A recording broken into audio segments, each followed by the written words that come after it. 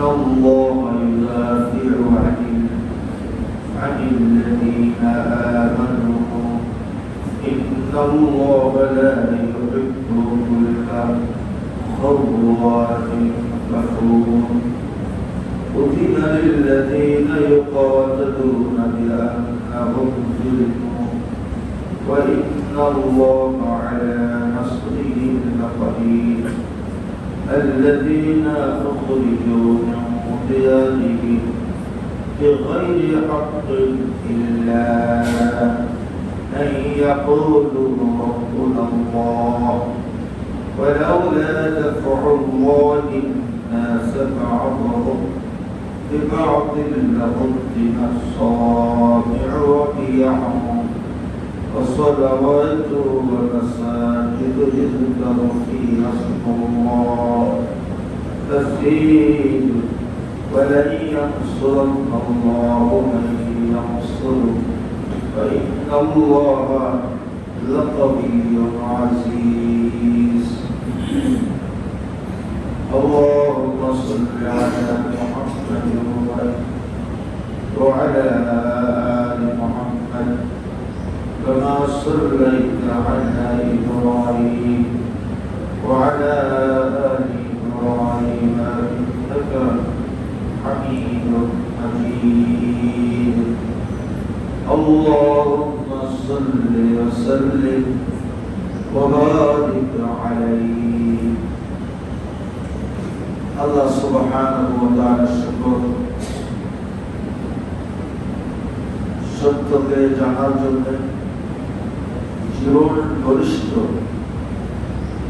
জ্ঞান অর্জন করার উদ্দেশ্যে দুনিয়ার সব থেকে ভালো জায়গা আর মসজিদুল বাইতুল্লাহ মসজিদের মধ্যে আমাদের কিছু সময় বসার তৌফিক দান করেছেন আমরা অন্তর থেকে বলি আলহামদুলিল্লাহ।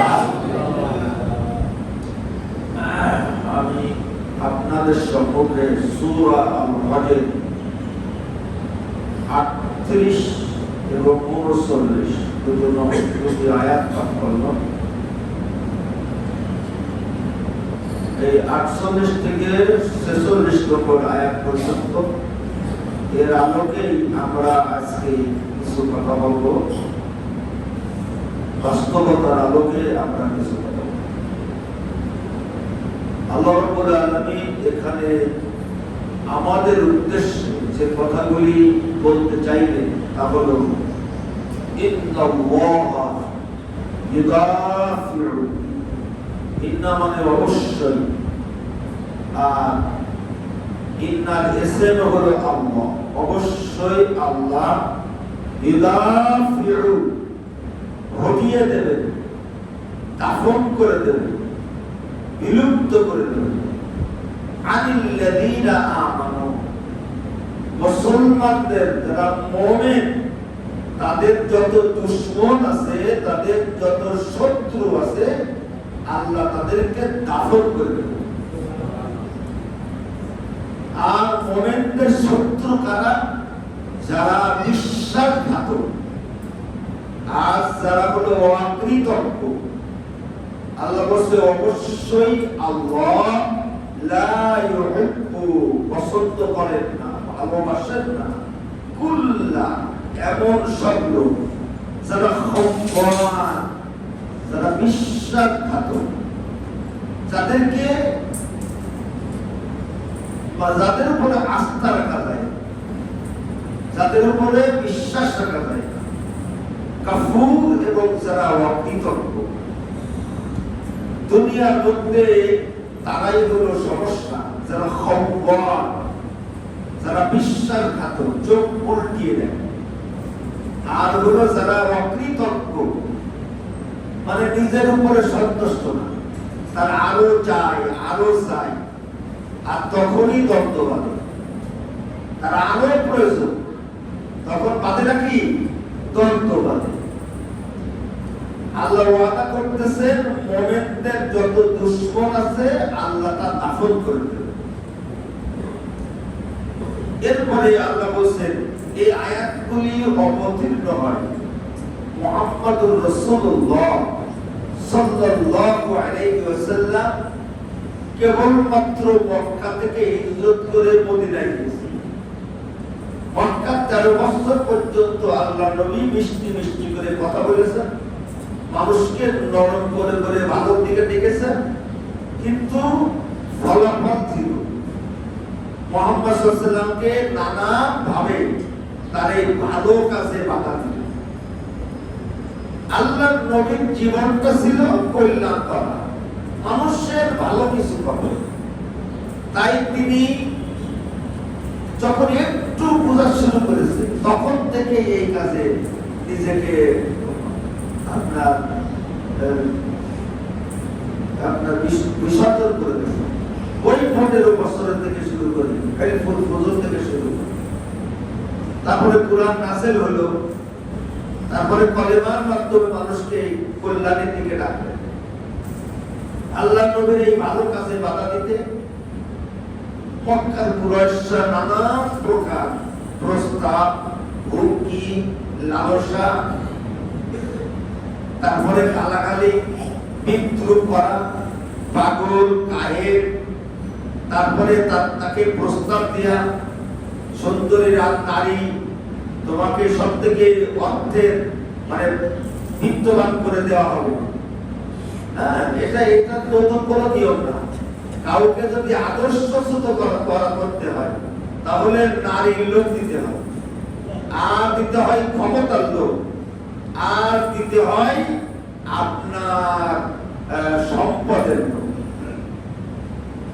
মক্কার বিদ্যমান বাস্তবতা মেনে নিয়ে মুহাম্মদ সাল্লাল্লাহু আলাইহি ওয়াসাল্লাম মক্কার ক্ষমতায় থাকুক, তারও আবু জেহেল চেয়েছে।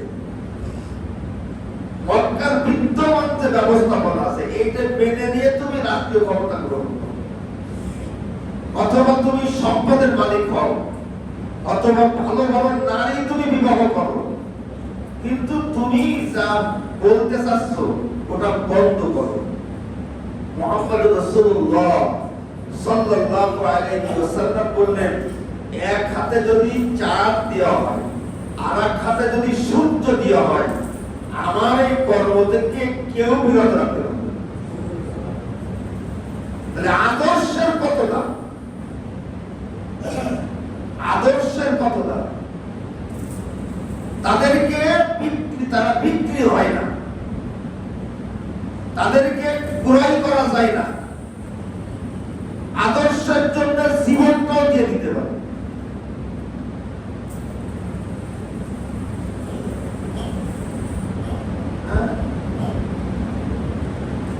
এই চরিত্রের লোক ছাড়া একটা সুন্দর সমাজ গড়া সম্ভব, একটা ভালো কিছু করা সম্ভব। আমাদের দেশের যাদেরকে ভারত কীর্তি মানবে তাদের ব্যাপারে কোনো প্রশ্ন, কিন্তু যারা বিক্রি হয়ে যাবে নারীর কাছে, টাকার কাছে, তারা অন্তত আমাদের দেশের, তারা তো দেশ প্রেমী। তো আল্লাহ নবীর যখন প্রস্তাবে রাজি হলো না, তখন গালাগালি শুরু হয়ে গেল, তারপরে অত্যাচার শুরু হয়ে গেল, হিংস্র আয়নার মতো। তারপরে তার সিদ্ধান্ত নিল করে মেনে দিতে হবে। আরে দারুন নাদুয়া পার্লামেন্টে আইন পাস হয়ে গেল। মুহাম্মদ রাসূলুল্লাহ সাল্লাল্লাহু আলাইহি ওয়াসাল্লাম অত্যন্ত বিনীতভাবে বললেন যে আমি পৃথিবীতে কল্যাণের জন্য এসেছি, আমি তোমাদের ভালো কিছু করতে চাই, আমি জোর করব না আমার আদর্শ গ্রহণ করা, তবে শান্তিপূর্ণ পরিবেশে আমি যেন আমার কথা বলতে পারি। মক্কার কুরাইশরা মুহাম্মদ সাল্লাল্লাহু আলাইহি ওয়াসাল্লামের এই মানবাধিকার, তার এই মানে আমরা গণতান্ত্রিক অধিকার, কথা বলার অধিকার, বাক স্বাধীনতা, তা তারা অস্বীকার করলো, প্রত্যাখ্যান করলো। তারপরে আইন পাস হলো, খুন করতে হবে। এরপরে আল্লাহর অনুমতি আসলো, হিজরত করা লাগবে। জোরে কি করা লাগবে? হিজরত করা লাগবে। এখন মুহাম্মদ সাল্লাল্লাহু আলাইহি ওয়াসাল্লাম মদিনায় চলে গেছেন। মদিনায় যাওয়ার পরে এখন এই মক্কার কুরাইশরা মদিনায় গিয়ে আক্রমণ করি, ওই জন্য ওখানে ভালো না থাকে। তখন এই আয়াত নাযিল, আল্লাহ বলছে উযিনা লিল্লাযীনা ইউকাতালুনা বিআন্নাহুম মুসলিমুন। উযিনা মানে অনুমতি দেয়া হলো, অনুমতি দেয়া হলো আল্লাযীনা ইউকাতালুনা। এখন শত্রুদের মোকাবেলায় লড়াই করা, সংঘাত করা, সংঘর্ষ করা কি করা হলো? অনুমতি দেয়া। এই প্রথম আল্লাহর নবীর উপরে ওহীর মাধ্যমে আপনার যুদ্ধের আয়াত নাযিল। উযিনা লিল্লাযীনা ইউকাতালুন। আল্লাহ বলতেছে কেন যুদ্ধ করার অনুমতি দেয়া হলো?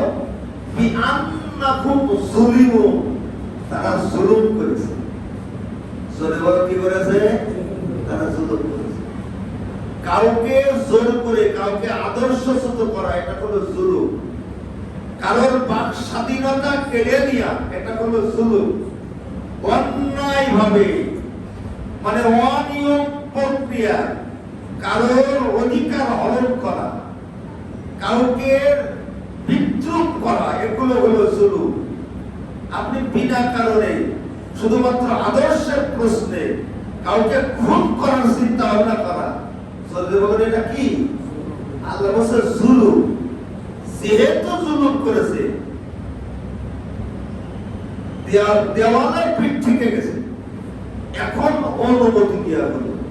ওয়াইন্নাল্লাহা আলা নাসরিহিম লাকাদির।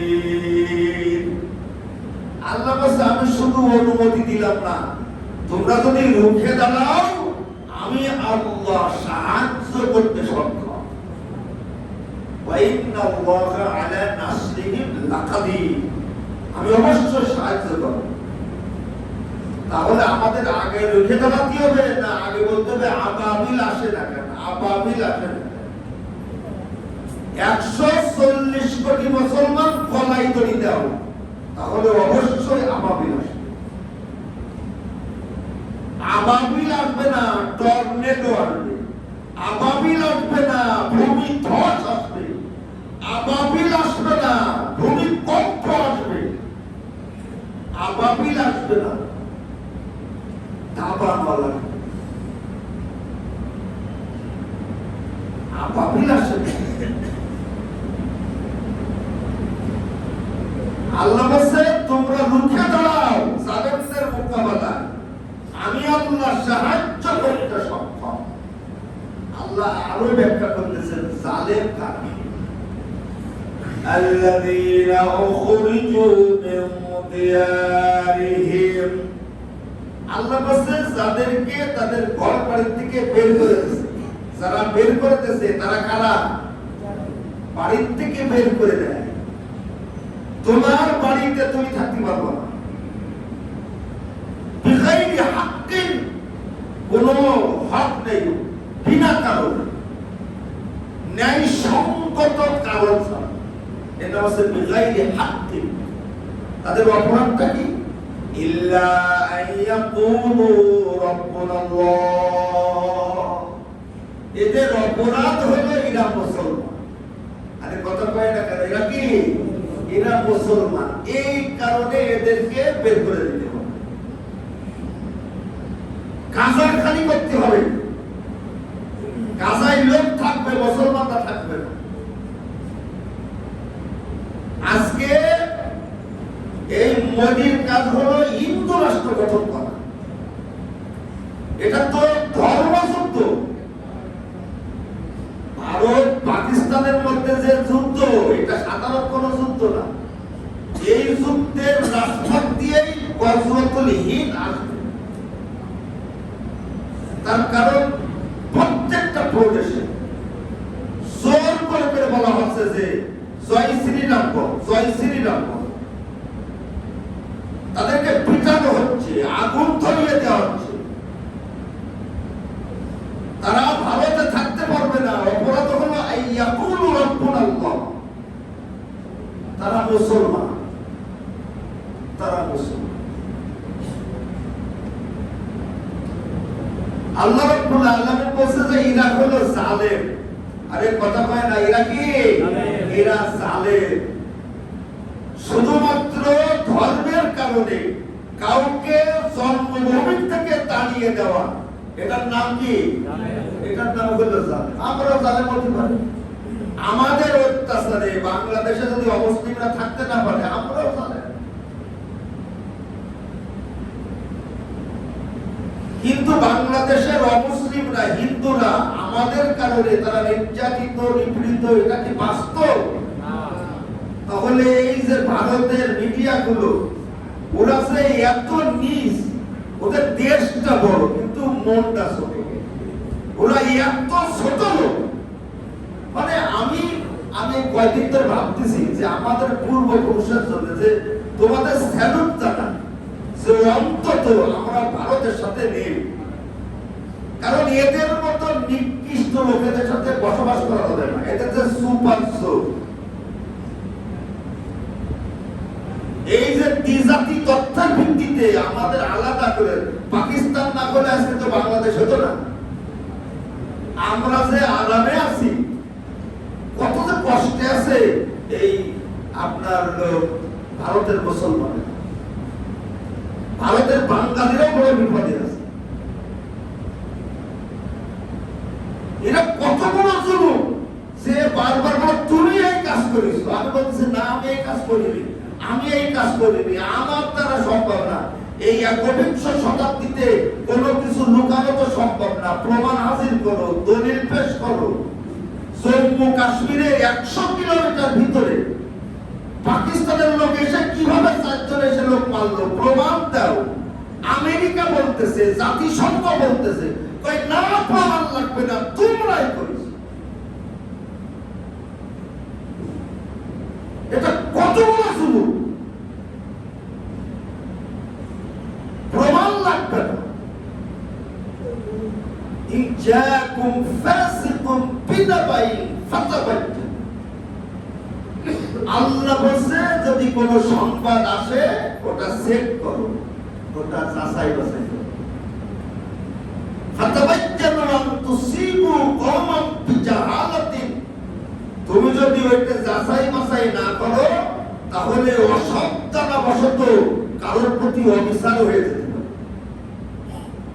আল্লাহ বলছে এই জন্য চেক করতে হবে যে তুমি মূর্খতার পরিচয় দিবা, বিজাহালাতিন, তুমি জিহালাতের পরিচয় দিবা।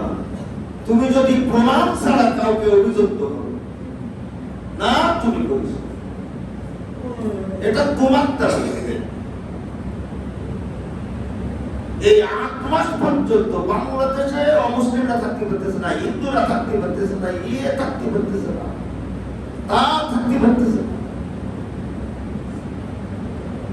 কত বড় বিপদ! এতগুলো নদীতে বাদ দিয়ে আমাদের দেশটা মরুভূমি, এটা কত বড় ছিল। অনেক আগে ভারতের বিরুদ্ধে যুদ্ধ ভারতের, তার প্রতিবেশী একটা দেশও ভালো নেই। এর অত্যাচার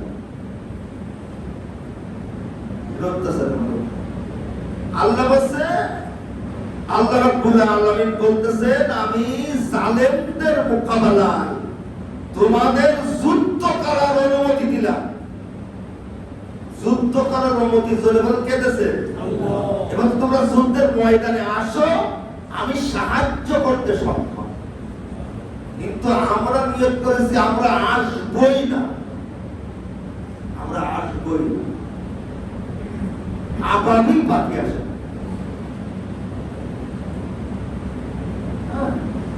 আল্লাহ বলতেছেন যে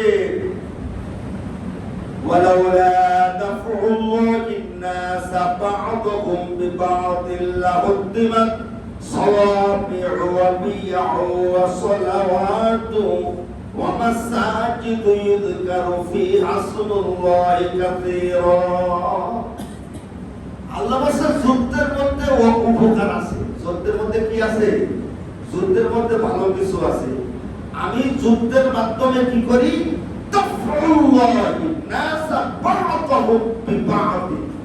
আমি এক দলকে দিয়ে আর এক দলে দাফন করি, আমি তাদেরকে বিলুপ্ত করি, ধ্বংস করে দেই। কেন ধ্বংস করি? আমি যদি এটা না করি, খ্রিস্টানদের গির্জা নিরাপদ থাকবে না, ইহুদিদের উপাসনালয় নিরাপদ থাকবে না, মুসলমানদের মসজিদ নিরাপদ থাকবে না। আল্লাহ কি শুধু মসজিদের কথা বলেছে? আরে কথা পাই না কেন?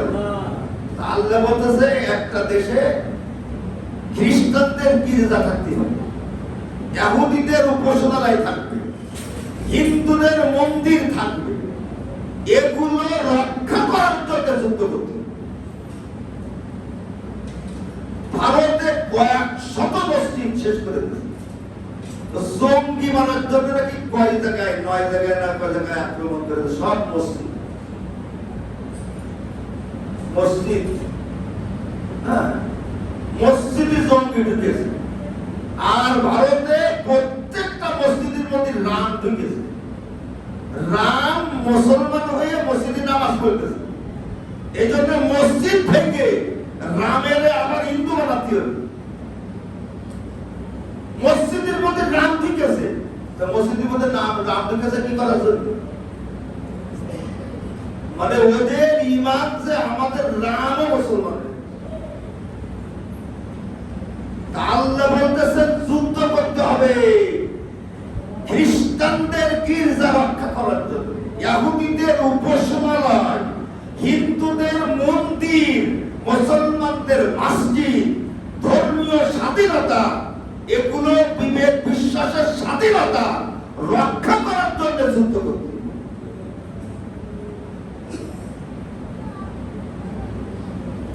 আল্লাহ রাব্বুল আলামিন বলতেছেন ইয়াযকুরু ফি হাসমুল্লাহি কাসীরা। এখন আপনি এর কি মাসলা দিলেন? আল্লাহ বলে এই গির্জায় আল্লাহ জিকির হয়, এই ইহুদিদের উপাসনালয়ে আল্লাহ জিকির হয়, এই মসজিদের মধ্যে আল্লাহ কি হয়? আল্লাহ জিকির। জিকিরের পদ্ধতি ভুল হতে পারে, জিকিরের কি ভুল হতে পারে, পদ্ধতি ভুল হতে পারে, কিন্তু ওরা ওই ভগবানের ডাকে না। আরে কথা বলছে না কেন? পদ্ধতি ভুল, কিন্তু আসলে নিয়তটা কার টাকা? নিয়তটা আল্লাহর টাকা। সেখানে আল্লাহ জিকির হয়, পদ্ধতির মধ্যে ভুল হতে পারে, সেখানে শিরকও চলতে পারে, কিন্তু আল্লাহ বলে সেখানে আল্লাহর নাম উচ্চারণ হয়, সেখানে আল্লাহর কথা বলা হয়। এখন সেখানে কোন প্রক্রিয়ায় বলা হয় ওটা তো আল্লাহ দেখবে। ইযকারু ফি আসমিল্লাহি কাসীরা। আল্লাহ বলে ওয়ালা ইয়ানসুরাল্লাহু মান ইয়ানসুরু ওয়া ইন্নাল্লাহা লাকাবিয়্যুন আযীজ। কি সাংঘাতিক কথা!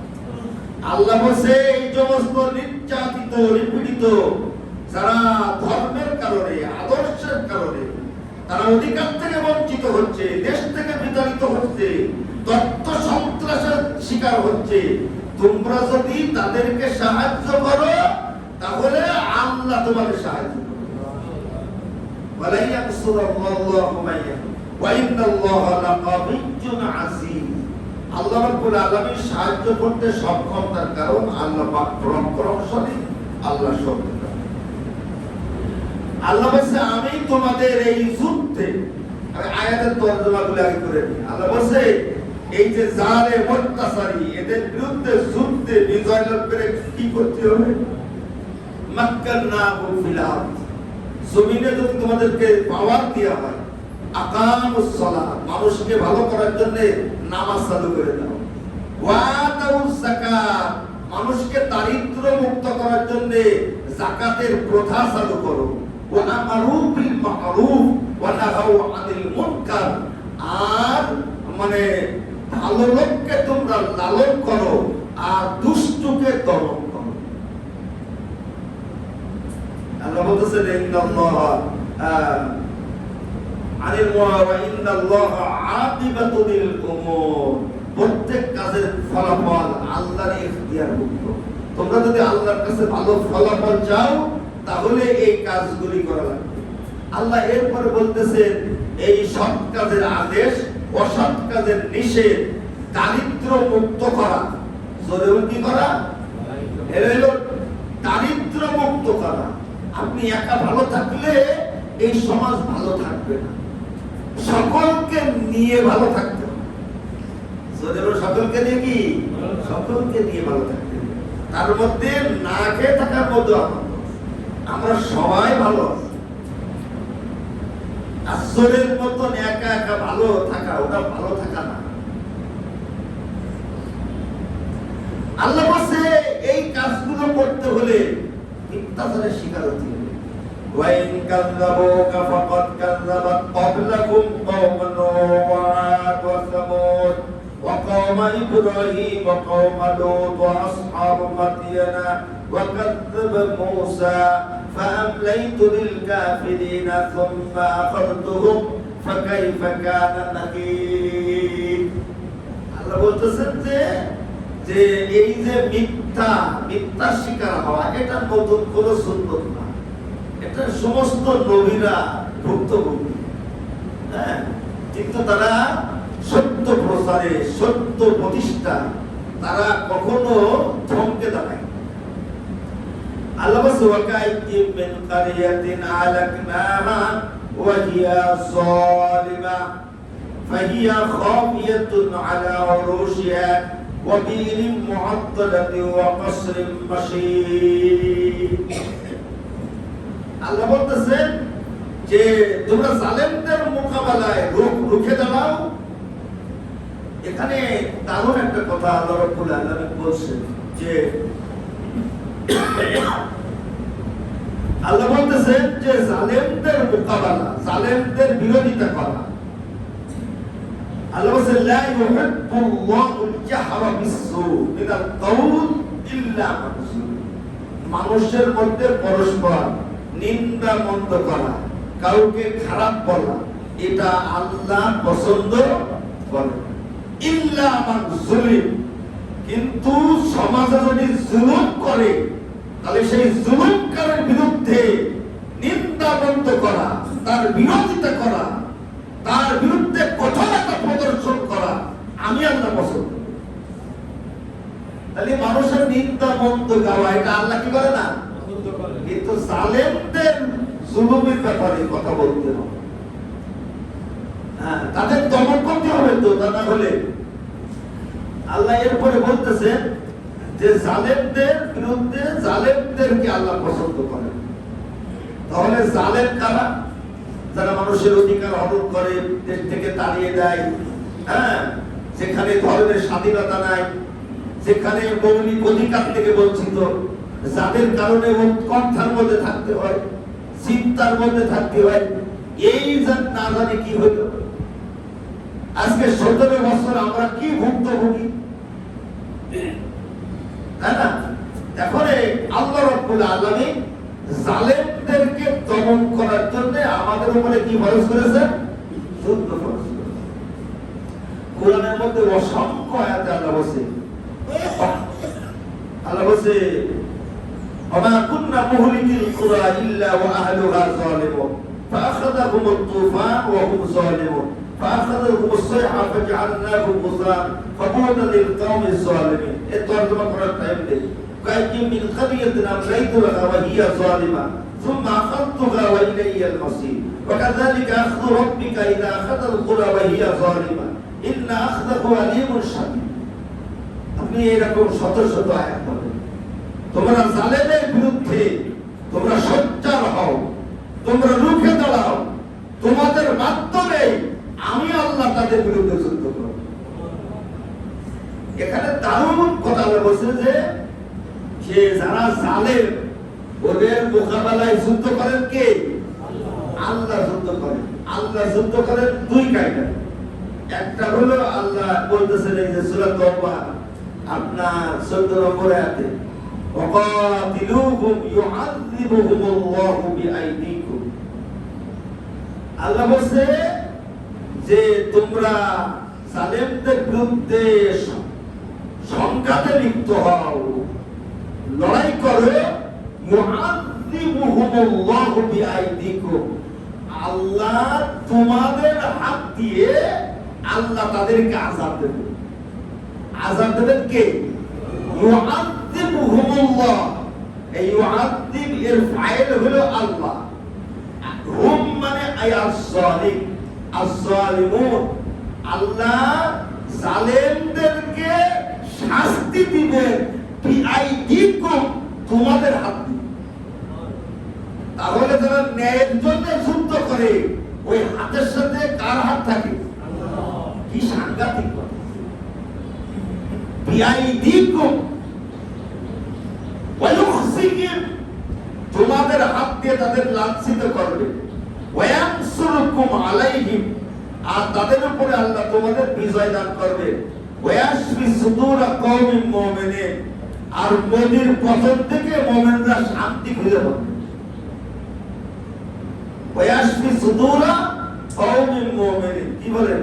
এশিয়া মহাদেশের এই নদী যদি ওই একটা ইস্কানেশ্বর মাথার উপরে পড়ে তাহলে আমরা খুশি হব না?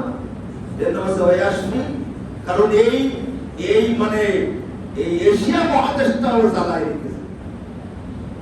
ও গুজরাটে কি করিল আমাদের মনে নেই। ও আমাদেরকে মৌলবাদী বলে, ওরা হিন্দু মৌলবাদী রাষ্ট্র গঠন করবে। আমরা তো ওই ইসলামী রাষ্ট্র গঠন করবো না। আমাদের দেশে অমুসলিম যারা, তাদের যোগ্যতা আছে, তাদের যোগ্যতা সিয়ারে বসানো। তাহলে এক নম্বর, তোমরা যদি ন্যায় যুদ্ধে অংশগ্রহণ করো তাহলে তোমাদের যুদ্ধের সাথে কে থাকে? তোমাদের হাত দিয়ে আল্লাহ যুদ্ধ করে, তোমাদের হাত দিয়ে আল্লাহ যুদ্ধ করে। এরপরে আল্লাহ কত, আল্লাহ রাব্বুল আলামিন কত বলতেছেন, ফালাম ইউকাতিলুকুম, ওদের বিরুদ্ধে আর দরকার নেই, লড়াই করার দরকার নেই। ওরা তো সাদা কাপড় উঠে গেছে, কি উঠে গেছে? ওরা নিজেদের মতন মেরে এখন কি টাঙায় আছে, আর দরকার নেই, আমরা ছেড়ে গেছি। এখন তো হবে না।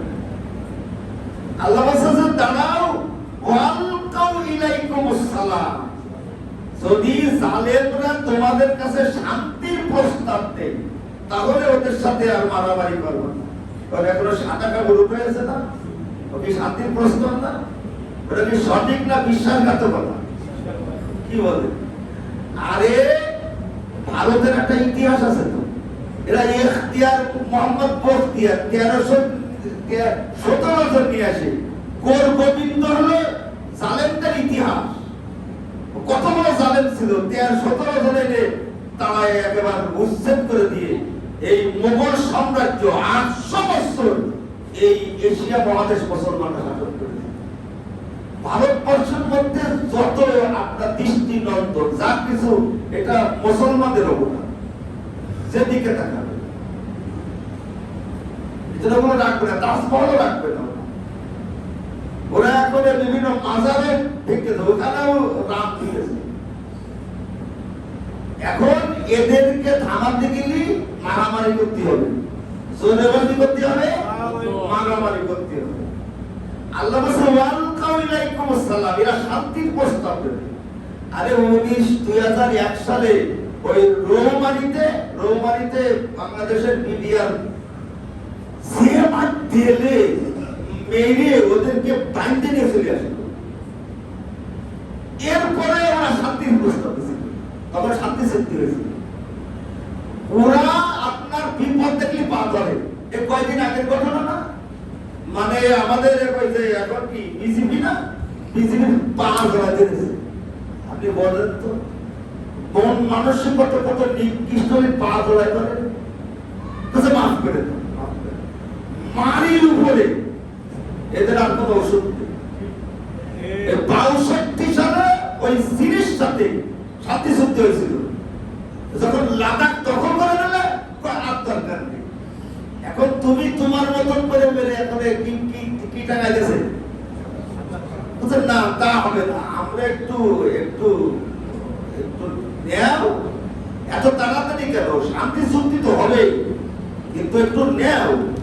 আল্লাহ রাব্বুল আলামিন যুদ্ধ করেন তোমাদের হাতের মাধ্যমে, এটা মনে করতে হবে। 2 নম্বর, আল্লাহ আরেক কায়দায় যুদ্ধ করেন।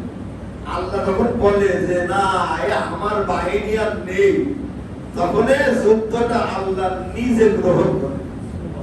এর নাম হচ্ছে প্রাকৃতিক যুদ্ধ। জোরে কিসের যুদ্ধ? প্রকৃতির প্রতিশোধ। এটা কিন্তু লড়াই।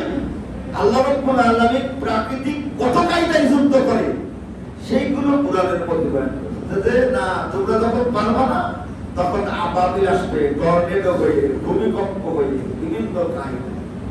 তবে আমরা গজওয়াতুল হিন্দের দিকে যাচ্ছি। গজওয়া মানে হলো ওই যুদ্ধ যে যুদ্ধে মুসলমান মুহাম্মদ সাল্লাল্লাহু আলাইহি ওয়াসাল্লাম নিজে অংশগ্রহণ করেছেন। হ্যাঁ, আর নাসাই শরীফের হাদিস যে গজওয়াতুল হিন্দ ভারতের সাথে একটা যুদ্ধ হবে, মুহাম্মদ সাল্লাল্লাহু আলাইহি ওয়াসাল্লাম বলেছেন ওই যুদ্ধটা হলো গজওয়া। এই গজওয়া কেন বলা হয়? আল্লাহ নবী ওই সময় বলেছেন যে আমি যদি বেঁচে থাকি তাহলে আমি ওই যুদ্ধে অংশগ্রহণ করব। এই জন্য এই যুদ্ধকে বলা হয় গাজওয়া, যে যুদ্ধে মুহাম্মদ সাল্লাল্লাহু আলাইহি ওয়াসাল্লাম অংশগ্রহণ করেন। সেই যুদ্ধ যদি আমাদের সামনে অপেক্ষায় থাকে যে মুহাম্মদ সাল্লাল্লাহু আলাইহি ওয়াসাল্লাম আশা করেছিলেন, তাহলে এমন একটা যুদ্ধ যদি বেঁধেই যায় আমরা কি যেতে রাজি আছি? ইনশাআল্লাহ। চলে যেতে রাজি আছি। আমাদের বাংলাদেশ এখন যে মানে রোডে উঠে গেছে, ভারতের সাথে আমাদেরও যুদ্ধ হবে। তো ওদের সাথে যুদ্ধ হবে না, শুধু আমাদের সাথেও যুদ্ধ হবে। হ্যাঁ, তো এই জন্য মেন্টালি আমাদের প্রস্তুত থাকা দরকার। ভারত আমাদের বন্ধু না। ভারত আমাদের কিনা? আমাদের দেশটা যদি আমরা রক্ষা করতে চাই, আমাদের মগজে প্রতিষ্ঠিত করতে হবে ভারত আমাদের বিশ্বস্ত বন্ধু।